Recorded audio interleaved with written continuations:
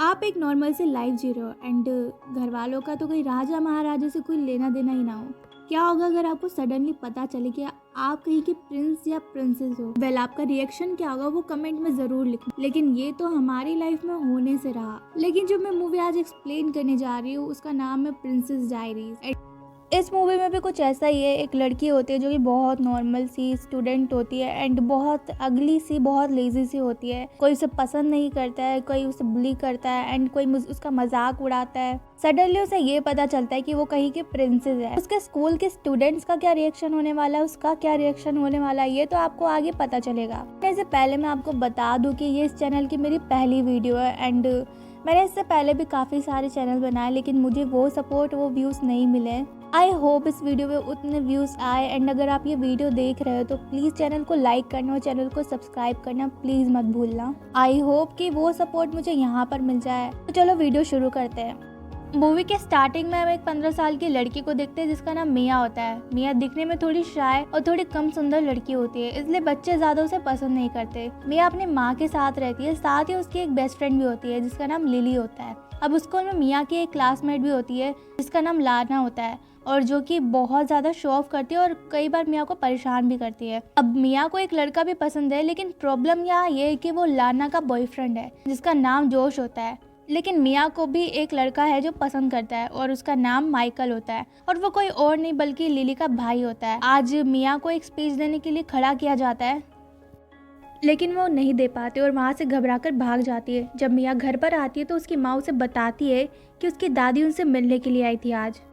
लेकिन मिया को ये बात सुनकर गुस्सा आता है और वो कहती कि वो इतने सालों तक कहाँ थी और उन्हें आज हमारी याद कैसे आ गई।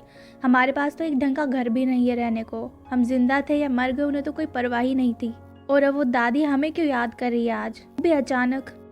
उसकी माँ उसे कहती है कि तुम्हारी दादी ने मुझे एड्रेस दिया तो वहाँ पर उनसे मिलने के लिए चले जाना। लेकिन मिया मना कर देती है पर उसकी माँ उसे कन्विंस करती है वहाँ पर जाने को। एक्चुअली मिया ने अपनी दादी को कभी नहीं देखा था और ना ही वो उन्हें जानती थी। अगले दिन जब मिया उस एड्रेस पर जाती है तो वो शॉक हो जाती है क्योंकि वहाँ तो एक बंगला था। मिया जब अंदर जाती है तो वहाँ पर एक काम करने वाले लोगों ने भी सूट वगैरह पहना हुआ था और वो उसे अंदर ले जाते हैं। जब मिया घर को अंदर से देखती है तो उसके मन में यही चल रहा होता है कि भला उसकी दादी ऐसा क्या करती है कि उनके पास इतना बड़ा घर है और सूट वूट पहनने वाले नौकर। तभी उसकी दादी वहाँ पर आती है। थोड़ी देर बाद उसे पता चलता है कि उसकी दादी जिनोविया राज्य की रानी है और उसकी दादी का नाम क्लार्ट्स होता है। मिया की दादी उसे बताती है कि उसके फादर भी राजकुमार थे लेकिन कुछ सालों पहले उनकी डेथ हो गई और तुम जिनोविया की प्रिंसेस हो और इसलिए मैंने तुम्हें यहाँ बुलाया है क्योंकि अब टाइम आ गया है कि तुम जिनोविया राज्य की जिम्मेदारी संभालो। साथ ही वो एक नेकलेस भी उसे देती है जिसका बॉक्स मिया जो है अपने बैग में रख लेती है।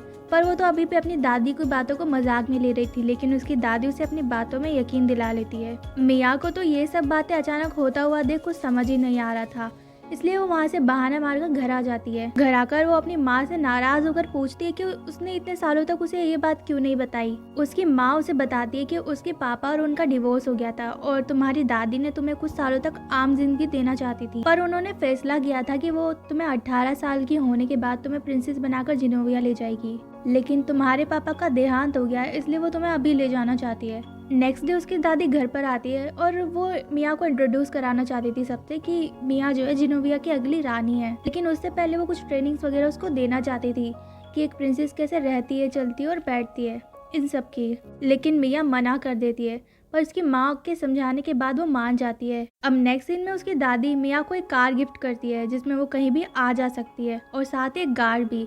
वो उस गाड़ी से स्कूल जाती है और साथ ही लिली को भी ले लेती है। अब नेक्स्ट सीन में हम देखते हैं कि मिया की ट्रेनिंग चालू हो जाती है जहाँ उसके बालों से लेकर पैरों तक उसका सब कुछ ट्रांसफॉर्मेशन होने वाला था। वो उसे सिखाने वाले थे कि एक रानी कैसे चलती फिरती है, उठती बैठती और कैसे रहती है, लेकिन वो कुछ भी ठीक से नहीं कर पा रही थी। अगले दिन उसे डांस की प्रैक्टिस और टेबल मैनर्स भी सिखाते हैं जो कि धीरे धीरे अब वो सीखने लगी थी। और इसी तरह जो है कुछ दिन बीत जाते हैं। वो रोज स्कूल से दादी के घर आकर ट्रेनिंग लिया करती थी। अब उसकी दादी ने इटली से फेमस ब्यूटिशियन को बुलाया था जो कि अब उसका पूरा ट्रांसफॉर्मेशन करने वाला था। वो मिया के आईब्रो से लेकर फेशियल तक सब कुछ करते हैं जिसके बाद मिया किसी सेलिब्रिटी की तरह तरह लगती है। साथ ही वो उसका चश्मा भी तोड़ देते हैं और उसे कॉन्टेक्ट लेंसेज पहना देते हैं। दादी जो है ब्यूटिशियन को वार्न करती है कि वो ये बात किसी को ना बताए और ना ये बात किसी को पता चले। अब अगले दिन लिली मिया को लेने के लिए जाती है। लिली तो इतनी सुंदर मिया को देखकर हैरान हो जाती है, लेकिन लिली उससे गुस्साती है क्योंकि मिया उसके साथ टाइम स्पेंड नहीं कर रही थी। लिली उसे एक टोपी देती है जिससे वो अपने बाल स्कूल में सब कुछ से छुपा सके। लिली को लग रहा था कि मिया अगर इसे सुंदर लगने लगी तो वो लिली से दोस्ती तोड़ देगी और इसी वजह से उनमें बहुत ज्यादा झगड़े होने लगते हैं। मिया थक हार कर उसे सब सच बता देती है। लिली एकदम से ये सब सुनकर शॉक हो जाती है और वो खुशी से चिल्लाती है कि मतलब मैं इतने दिनों से एक प्रिंसेस के साथ थी। मिया उससे कहती है कि तुम मुझसे वादा करो कि तुम ये बात किसी को नहीं बताओगी। नेक्स्ट सीन में हम देखते हैं कि जब मिया स्कूल में होती है तो लाना जो होती है उसे मजबूर करके उसकी टोपी वगैरह उतरवा देती है सारे क्लास के सामने। सारे स्टूडेंट्स मिया को इतनी सुंदर देखकर हैरान हो जाते हैं। अब अगले दिन मिया जब स्कूल आ रही होती है माइकल के साथ, तो माइकल उसे कहता है कि वो म्यूजिशियन बनना चाहता है और कुछ ही दिन में उसका म्यूजिक कॉन्सर्ट भी है जिसके लिए वो मिया को इनवाइट करता है। मिया हाँ कर देती है पर वो इस बात को सीरियसली नहीं लेती है। फिर वहाँ पर लिली आ जाती है और वो दोनों साथ में स्कूल जाते हैं जहाँ पर मिया को मीडिया वाले घेर लेते हैं और उसे कई सारे सवाल करने लगते हैं। उन्हें देखकर मिया डर जाती है। तभी वहाँ पर उसकी दादी आ जाती है। अब नेक्स्ट सीन में हम उसकी दादी को देखते हैं जो कि ब्यूटिशियन से पूछताछ कर रही होती है, जहाँ वो एक्सेप्ट करता है कि उसी ने ये बात मीडिया तक पहुँचाई है। पूरी दुनिया को ये पता चल गया था कि मिया ही जिनोविया की प्रिंसेस है और इसीलिए उसकी दादी जो है एक डिनर पार्टी अरेंज करती है अगले दिन, जहाँ पर बहुत सारे रॉयल फैमिलीज आती है और वो वहाँ पर मिया को सबसे इंट्रोड्यूस कराती है। फिर सब खाना खा रहे होते हैं तभी मिया गलती से एक आदमी के कोट पर आग लगा देती है। फिर वो उस आदमी का हाथ एक आइस बकेट में भी डुबा देती है और यहीं पर सत्यानाश हो जाता है।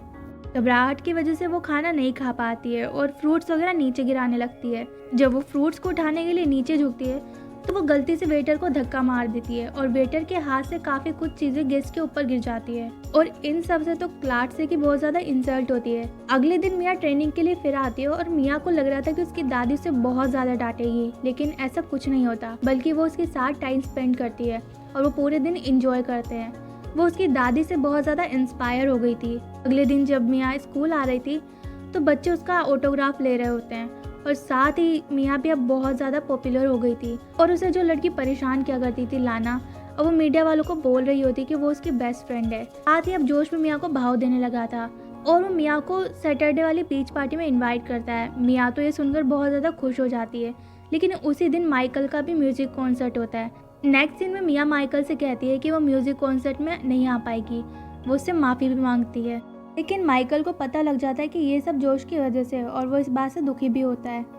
नेक्स्ट सीन में मिया की माँ से कहते हैं कि जोश सिर्फ तुमसे तुम्हारे प्रिंसेस बनने की वजह से ही तुमसे बात कर रहा है और वो इसीलिए तुम्हें इनवाइट भी कर रहा है, तुम उस पर भरोसा मत करना। मिया उसकी माँ की बात नहीं मानती है और बीच पार्टी पर चली जाती है। नेक्स्ट सीन में हम देखते हैं कि बीच पार्टी पर कुछ रिपोर्टर्स आ जाते हैं, जिन्हें देखकर मिया और जोश एक कमरे में चले जाते हैं। जोश उसे किस करने की कोशिश करता है पर मिया को ये सब अच्छा नहीं लगता तो वो उसे रोक देती है और जब वो लोग बाहर आते हैं तो जोश मिया को जबरदस्ती किस कर लेता है और रिपोर्टर्स जो है उनकी फोटोज ले लेते हैं। फिर लाना मिया को एक टेंट में ले जाकर कपड़े चेंज करने को कहती है। जब मिया कपड़े चेंज कर रही होती है तो लाना कुछ रिपोर्टर्स को वहां बुलाकर टेंट गिरा देती है। मिया ने सिर्फ टॉवल पहना होता है, लेकिन फिर भी रिपोर्टर्स उसके फोटोज वगैरह लेने लगते हैं। लाना ये सब सह नहीं पाती, फिर वो किसी तरह से वहां से बचकर आ जाती है। उसकी माँ को ये सब बताती है, उसकी माँ उसे दिलासा देती है। नेक्स्ट सीन में हम देखते हैं कि मिया की तो ये सब फोटो अब न्यूज़पेपर में थी और उसकी दादी इन बातों से अपसेट हो गई थी। मिया उसकी दादी को सारी सच्चाई बता देती है और वो अपनी दादी से माफी मांगते हुए कहती है कि वो एक अच्छी प्रिंसेस नहीं बन सकती है। क्लार्क से उसे कहती है कि वो कुछ दिनों में ऐलान कर देगी कि मिया जो है जिनोविया की प्रिंसेस है और एक बहुत बड़ा फंक्शन रखेगी जिसमें तुम जोश को मत बुलाना। मिया वहाँ से चली जाती है। फिर उसका सिक्योरिटी दादी के पास आकर कहता है कि अभी वो टीनेज गर्ल है और सब कुछ ठीक हो जाएगा। मीडिया को मिया ने अच्छी तरह से हैंडल करना सीख लिया है और वो समझ गई है कि मीडिया को बातों को इतना सीरियसली नहीं लेते हैं। वो बिल्कुल आपकी तरह ही रानी बनेगी। अगले दिन मिया लिली से मिलती है और उस बड़े फंक्शन के लिए इनवाइट करती है। फिर वो माइकल से भी मिलती है और उससे भी माफी मांगती है और उससे फंक्शन में इनवाइट करती है। पर माइकल कहता है कि तुम्हें तो मुझसे ज्यादा जोश की ज्यादा परवाह है तो तुम उसे इनवाइट कर लो ना, और वो ऐसा कहकर वहां से चला जाता है। शाम को क्लार्क से मिया से मिलकर माफी मांगती है और वो कहती है कि मैं तुम पर बेवजह ही नाराज हो गई थी जब तुम जिनोविया की प्रिंसेस बनने के लिए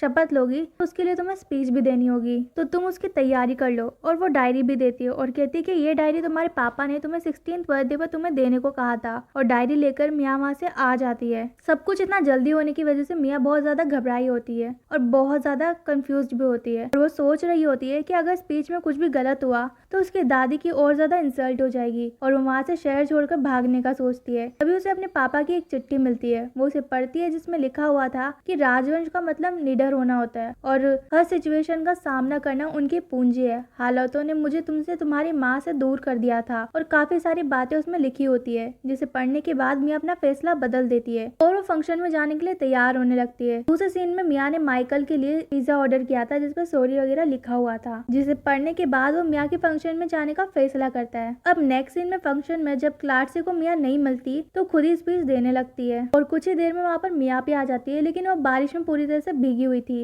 लेकिन क्लार्सी जो है मिया को बुलाती है और उसे स्पीच देने को कहती है। पहले तो वो बहुत घबराती है, फिर वो बहुत कॉन्फिडेंस के साथ स्पीच देती है। उसकी स्पीच सुनकर सब उससे इम्प्रेस हो जाते हैं और वो फिर ऐलान करती है कि वो जिनोविया की प्रिंसेस है और फिर क्लार्सी उसे अपना क्राउन पहना देती है और सब जो है क्लैपिंग करने लगती है। मिया फिर अंदर जाती है और प्रिंसेस की ड्रेस पहन के बाहर आती है। फिर वहाँ पर माइकल भी आ जाता है और वो दोनों डांस करते हैं। थोड़ी देर बाद वो दोनों बाहर आते हैं जहाँ पर माइकल जो है उसे प्रपोज करता है। फिर वो दोनों किस करते हैं और नेक्स्ट सीन में हम देखते हैं कि मिया फ्लाइट में होती है और वो जिनेविया जा रही होती है और उसकी माँ भी उसके साथ आती है। लिली भी उससे मिलने के लिए आती है और माइकल भी जो है समर वेकेशन में मिया से मिलने आता है और यहीं पर जो है मूवी एंड हो जाती है। तो गाइज ये मेरी पहली वीडियो थी एंड आई होप आपको पसंद आई होगी। तो वीडियो को लाइक करना और चैनल को सब्सक्राइब करना और वीडियो को शेयर करना बिल्कुल मत भूलना।